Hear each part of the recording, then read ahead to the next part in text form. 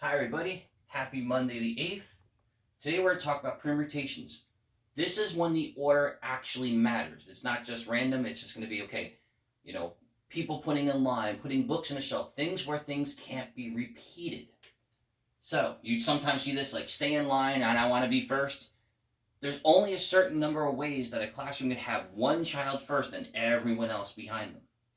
So, what we call these are permutations. So right away I want you to think about how many ways could you place 4 books on a shelf? Now don't run over and get your books. We don't care about that right now. We're going to do it just mathematically. We know that if there's 4 spots on the shelf, the first place we use, we can put any of the 4 books there. But now we've used one. The second place has any of the 3 books that are left. Then there's any of the 2 books that are left in there, and then that last book just goes there. Now, what we do here is we multiply these together. 4 by 3 by 2 by 1 gets us 24 possible ways. All right?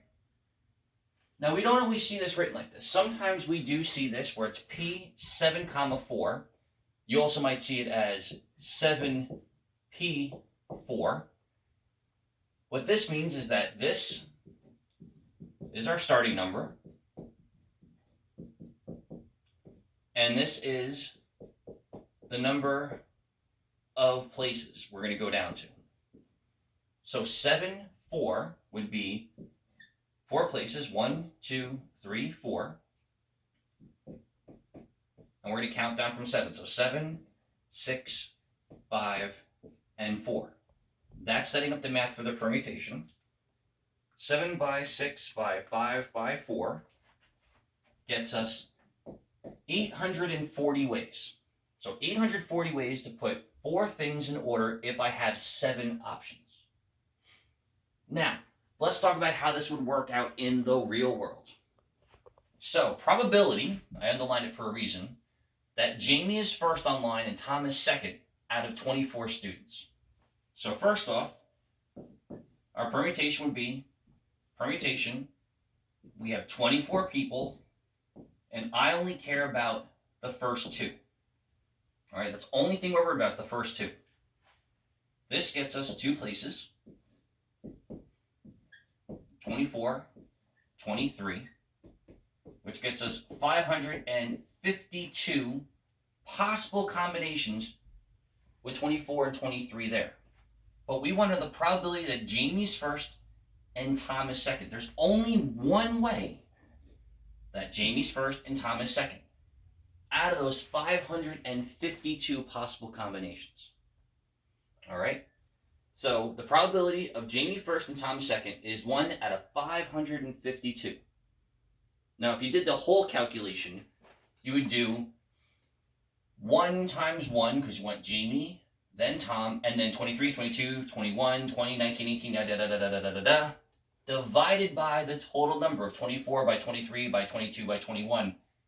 But by doing this way, all the repeats that would be here are removed. This is a lot faster than doing it the way that I was taught as a student. Now, the probability of guessing an 8-digit code if no numbers are repeated. So again, we're looking for the probability. So we have to find our denominator first.